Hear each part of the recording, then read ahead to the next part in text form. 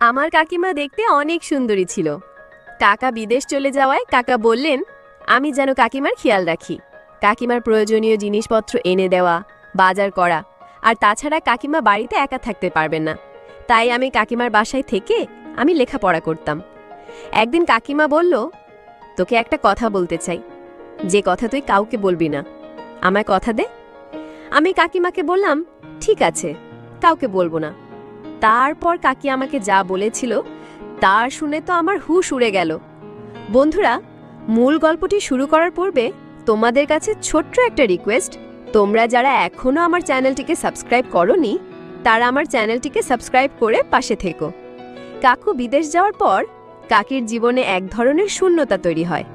সংসারের সব দায়িত্ব যেমন কাঁধে এসে পড়ে, তেমনি মানসিকভাবে তিনিও বিপর্যস্ত হয়ে পড়েন। শঙ্কর, পরিবারের তরুণ সদস্য, লক্ষ্য করেন কাকি কিছুটা পরিবর্তিত হয়ে গেছেন। হয়তো ক্লান্তির কারণে বা একাকিত্বে তিনি রুমের দরজা খোলা রেখেই ঘুমিয়ে পড়েন। মন খারাপ থাকে, কথাও কম বলেন। এক রাতে শঙ্কর অদ্ভুত এক শব্দ শুনে কাকির রুমে গিয়ে দেখেন তিনি ঘুমন্ত। পরদিন জিজ্ঞেস করলে কাকি হেসে বলেন, এসি না থাকে দরজা খোলা রাখলেই বাতাস আসে, আর এতে ঘুম ভালো হয়। শঙ্কর তবু মনে করেন কাকি হয়তো নিজেকে দুর্বল ভাবতে চাচ্ছেন না, তাই কিছু বলতে চাইছেন না। দিন যায়, কাকি আবার কিছুটা স্বাভাবিক হন। একদিন তিনি শঙ্করকে বলেন, মানুষ যখন একা হয় তখন সাহসী হতেই হয়। শঙ্কর উপলব্ধি করে সাহায্য মানে শুধুই কাজের হাত নয়, বোঝার জন্য পাশে থাকা। বজ্র সহ বৃষ্টি। এক রাতে কাকি বলেন, চা খেতে খুব ইচ্ছে করছে। শঙ্কর চা বানিয়ে দেন।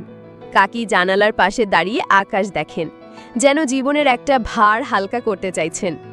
শঙ্কর আরেকবার উপলব্ধি করেন বয়স, সম্পর্ক, আত্মীয়তার বাইরেও মানুষের ভেতরের কথা বুঝে ওঠা অনেক জরুরি। কাকি বললেন, বাবা তাড়াতাড়ি ঘরের দরজাটা বন্ধ করে আয়, বাতাসে ধুলোবালি আসছে। আমি তাড়াতাড়ি দরজা বন্ধ করলাম। তারপর যা ঘটেছিল তা জানতে ভিডিওটি প্রথম থেকে শেষ পর্যন্ত দেখুন। আমি গ্রামে বড় হয়েছি, কিন্তু স্বপ্ন ছিল ইঞ্জিনিয়ার হব। বাবা পড়াশোনার প্রতি খুব যত্নবান ছিলেন। স্কুল শেষ করে শহরে কলেজে ভর্তি হতে চাইলাম। শহরে আমার ছোট কাকু থাকতেন, তিনি ভর্তি করাতে নিয়ে গেলেন। কলেজটা শহরের নামকরা একটি প্রতিষ্ঠান। ভর্তি হয়ে আমি খুব খুশি। প্রথম দিনে শুভ্র নামে একজন বন্ধুর সঙ্গে পরিচয় হয়। আমি ভেবেছিলাম ছাত্রাবাসে থাকব, কিন্তু কাকু বললেন, আমার বাসায় থাক, কাকিমা তোকে মার মতো দেখবে। কাকিমা দরজা খুলে অবাক হয়ে বললেন, তুই শঙ্কর, এত বড় হয়ে গেছিস? তিনি হাসি মুখে বললেন, ভেতরে আয়, আজ তোকে নিজের হাতে রান্না করে খাওয়াবো। নতুন শহরে নতুন মানুষদের সঙ্গে শুরু হলো আমার জীবন। সকালে কলেজ, সন্ধ্যায় পড়া, রাতে কাকিমার রান্না। এই রুটিনে অভ্যস্ত হয়ে উঠছিলাম। কাকিমা খুব যত্ন নিতেন, খাওয়া, ক্লাস, বিশ্রাম সবকিছুতে খেয়াল রাখতেন। তবে একটা বিষয় খেয়াল করতাম, কাকু বাসায় থাকলে কাকিমা কিছুটা গম্ভীর থাকতেন, আর কাকু বাইরে গেলে তিনি অনেকটা প্রাণবন্ত হয়ে উঠতেন। আমি ভাবতাম হয়তো সংসারের চাপ কমে গেলে মানুষ হালকা বোধ করে। একদিন কলেজ থেকে ফিরতে দেরি হলো। কাকিমা টেবিলের পাশে বসেছিলেন, মুখটা ক্লান্ত দেখাচ্ছিল। আমি বললাম, কাকিমা আপনি আজ মন মরা কেন? তিনি একটু চুপ করে থেকে বললেন, শঙ্কর, তুই তো বড় হয়েছিস, কিছু কথা আছে যা কাউকে বলিনি, তুই শুনতে চাস? আমি অবাক হয়ে বললাম, কি কথা কাকিমা? তিনি বললেন, তোর কাকুর জন্য অনেক কিছু ত্যাগ করেছি, কিন্তু সে কি আমার জন্য কিছু করেছে? আমি চুপ করে রইলাম। তার কথায় এক ধরনের না বলা কষ্ট ছিল। কিছুদিন পর কাকিমা বললেন, তোর কাকা বিদেশে চলে যাওয়ার পর মনে হচ্ছে ঘরে যেন শান্তি ফিরে এসেছে। আগে সবসময় ভাবতাম কিভাবে সংসার সামলাবো, এখন বুঝি নিজের অস্তিত্বও গুরুত্বপূর্ণ। আমি বুঝতে পারলাম কাকিমা শুধু একজন গৃহিণী নন, তিনি একজন মানুষ যার অনুভূতি, আত্মসম্মান এবং নিজের জন্য ভাবার অধিকার আছে, যা আমার কাছে পরিষ্কার ছিল না। আমি বুঝতে পারছিলাম না কেন কাকিমা কাকু চলে যাওয়ার পর এতটা স্বস্তি পাচ্ছেন, আবার কেন এতটা দুঃখ কষ্টও ছিল তার মধ্যে। কিছুদিন ধরে আমি লক্ষ্য করছিলাম তিনি রুমের দরজা খুলে রেখে ঘুমাতেন।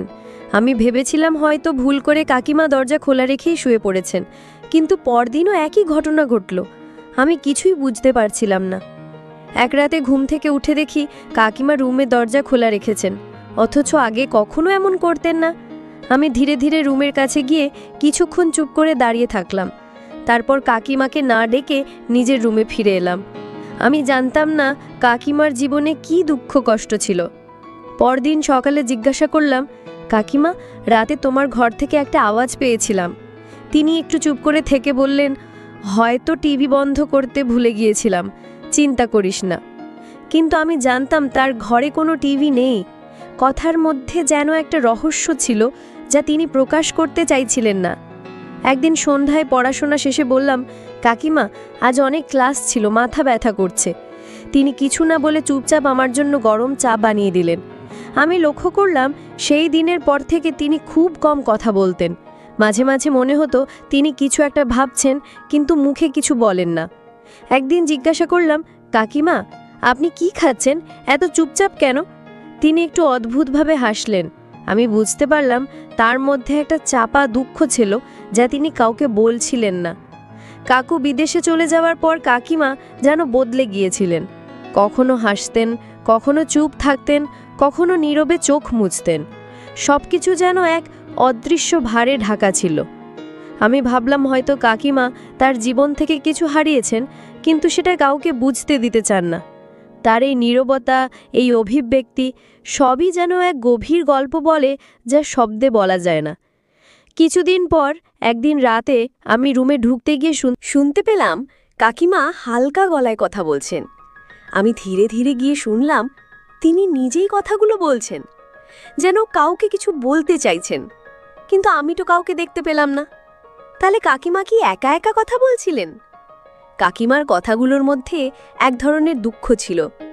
আমি বুঝতে পারলাম যিনি হাসি মুখে সংসারে সব দায়িত্ব পালন করছেন, তার ভেতরে হয়তো একটা গভীর কষ্ট লুকিয়ে আছে, যা তিনি কাউকে বলতে চান না। সেই রাতে আমি চুপচাপ রুমে ফিরে এলাম, কিন্তু কাকিমার কথা বারবার মনে আসছিল। কেন তিনি একা একা কথা বলেন? তার জীবনে কি এমন কিছু ঘটেছে যা তিনি কখনো কাউকে বলেননি? তার মনের ভেতর যে কষ্ট ছিল সেটা তখনও আমার কাছে পরিষ্কার হয়নি। একদিন সকালে দেখি কাকিমা অনেকটা চুপচাপ।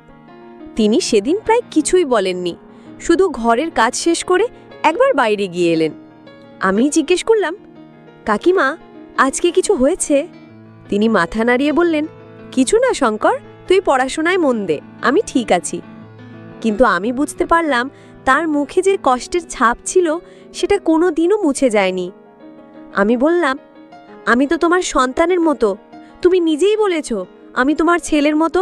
তাহলে মা হিসেবে তুমি আমার কাছে বলো, তোমার কি এমন কোনো দুঃখ আছে যা কাউকে বলতে পারছো না? অন্তত আমাকে বলো। কাকিমা শুধু বললেন, আমার কোনো দুঃখ নেই, তুই লেখাপড়ায় মন দে, আমাকে নিয়ে কারো ভাবার দরকার নেই। আমি কখনো ভাবিনি যে মানুষটা আমাকে নিজের সন্তানের মতো ভালোবাসেন, তার জীবনে এমন কোনো কষ্ট থাকতে পারে যা বাইরে থেকে কেউ বুঝতেই পারে না। আমি জানতাম না কাকিমা এতটা যন্ত্রণার ভেতর দিয়ে যাচ্ছেন। তার মনের গভীরে যে ভার ছিল আমি তা এখনো পুরোপুরি বুঝে উঠতে পারিনি। এ এক অদ্ভুত সময় ছিল। কাকিমা গত কয়েকদিন ধরেই বেশ চুপচাপ ছিলেন। আজ সকালে আবার তাকে রান্নাঘরে দেখে আমি কিছুটা অবাক হলাম। তিনি রান্নার কাজ করতে করতে হঠাৎ বললেন, শঙ্কর, জানিস তো, অনেক সময় মানুষ নিজের জীবনের অনেক কিছু চাপা দিয়ে রাখে, শুধু তারা অন্যের জন্য হাসি খুশি থেকে বেঁচে থাকে। আমি অবাক হয়ে বললাম, কাকিমা, আপনি তো সবসময় এত হাসি মুখে থাকেন, আপনি তো কখনোই আমাদের দেখাননি যে আপনি অনেক কষ্টে আছেন। কাকিমা মাথা নিচু করে কিছুক্ষণ চুপ ছিলেন, তারপর বললেন, তুই তো মনে হয় বুঝতে পারিস না, আমার জীবনটা একসময় অনেক ভালো ছিল, কিন্তু সব কিছু যখন বদলে যায় তখন আমাদের কাছে কিছু স্মৃতি থাকে, কখনো কখনো কিছু দুঃখ কষ্টও থাকে যা কাউকে বলা যায় না। তার কথা শুনে আমি আর কিছু বললাম না, কারণ আমি বুঝতে পারলাম কাকিমার জীবনে অনেক গল্প রয়েছে যেগুলো আমি কখনো জানবো না। তবে তার মুখে হাসি থাকলেও গভীরভাবে তার মনের ভেতরে অজানা এক যন্ত্রণা ছিল যা আমি কখনোই পুরোপুরি বোঝাতে পারবো না। আজ সকালে আমি খেয়াল করলাম কাকিমা একদম মুচকি হাসছেন, কিন্তু তার হাসির মধ্যে যেন একটা দুঃখ লুকিয়েছিল। কাকিমা হঠাৎ আমায় বললেন, আমি যখন তোর কাকুকে বলেছিলাম তুমি যদি চলে যাও তাহলে আমি বিশাল শহরে কিভাবে থাকব, তোর কাকু তখন বলল আমাকে গ্রামে রেখে আসবেন। তখনই কিন্তু আমি জানতাম আমাকে একদিন একাকী থাকতে হবে। সে চলে যাওয়ার পর থেকেই তার মনের ভেতর একটা বড় শূন্যতা তৈরি হয়েছিল। তবে এখন বুঝতে পারছেন হয়তো জীবনটা একাই চলা শিখতে হবে। মনে হচ্ছে দুনিয়াতে কেউ কারো নয়। আমি তখন বললাম, কাকু তো আর সারা জীবনের জন্য বাইরে চলে যাননি, কাকু তো বছরখানিক পরেই ফিরে আসবেন। কাকিমা আমার কথা শুনে কান্না করতে লাগলেন, যা আমি আগে কখনো দেখিনি। তার কথাগুলো খুবই দুঃখ ভারী ছিল, তবে সেগুলো ছিল জীবনের এক কঠিন বাস্তবতা। আমি তবুও কিছু বললাম না, কারণ আমি জানতাম কাকিমার মনের মধ্যে একটা বিশাল দুঃখ কষ্ট আছে যা তিনি কাউকে কখনো বলেননি। সপ্তাহের পর সপ্তাহ পেরিয়ে গেল, কিন্তু কাকিমার চুপচাপ থাকার কারণে আমি আরও চিন্তিত হয়ে পড়লাম। একদিন সন্ধ্যায় আমি কাকিমাকে গিয়ে বললাম, কাকিমা, আপনি তো কিছু বলছেন না, কেমন আছেন আপনি? কোনো সমস্যায় পড়েছেন? কাকিমা একটু সময় নিলেন, তারপর ধীরে ধীরে বললেন, এখন আমি অনেক কিছু বুঝতে শিখেছি শঙ্কর। জানিস, এই শহরে এসে মনে হয়েছিল নতুন জীবন শুরু করব, কিন্তু আসলে কিছুই নতুন হয়নি। আমার জীবনের পুরনো স্মৃতিগুলো সবসময় আমার চোখে ভেসে ওঠে। আমি বললাম, আপনার জীবনের স্মৃতিগুলো যদি আমার সঙ্গে ভাগ করে নিতে চান আমি শুনতে প্রস্তুত। কিন্তু কাকিমা বললেন, না, আমি বলতে চাই না। তার চোখে যেন এক ধরনের ভয় ছিল, যেন তিনি কিছু লুকিয়ে রাখছেন যা তাকে ভেতরে ভেতরে কষ্ট দিচ্ছে। একদিন বিকেলে আমি বই পড়ছিলাম আর কাকিমা রান্নাঘরে ছিলেন। আমি খেয়াল করলাম তিনি আজ বেশ মনোযোগ দিয়ে রান্না করছেন, কিন্তু তার মুখে চিন্তার ছাপ স্পষ্ট।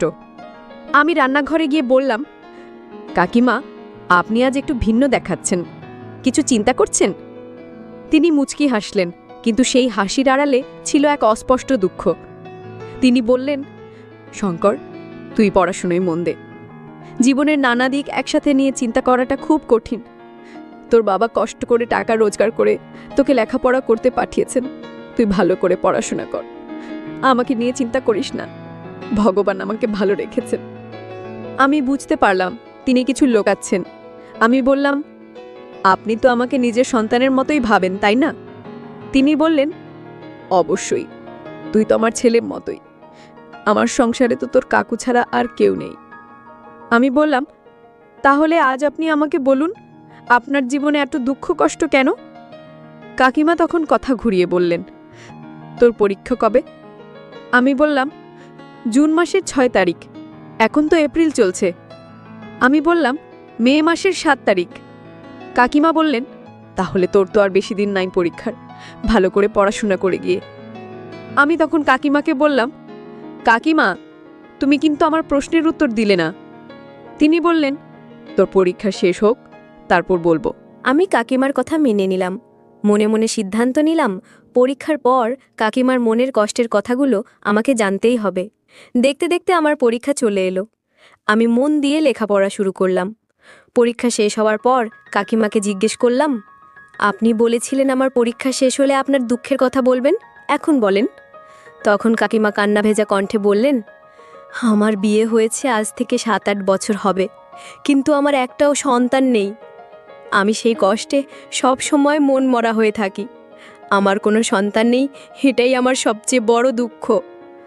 আমি কাকিমাকে সান্ত্বনা দিয়ে বললাম, কাকিমা, ভগবান যাকে খুশি সন্তান দেন, আবার যাকে খুশি কিছুই দেন না, তাই বলে কি ভগবানের ওপর রাগ করা যায়? আপনি চিন্তা করবেন না, আপনি নিজেই বলেছেন আমি আপনার সন্তানের মতো। আজ থেকে আপনি আমার মা, আমি আপনার সন্তান।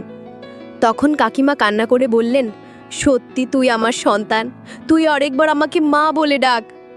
আমি কাকিমাকে জড়িয়ে ধরে বললাম, মা, আজ থেকে কাকিমা আমার মা আর আমি তার সন্তান।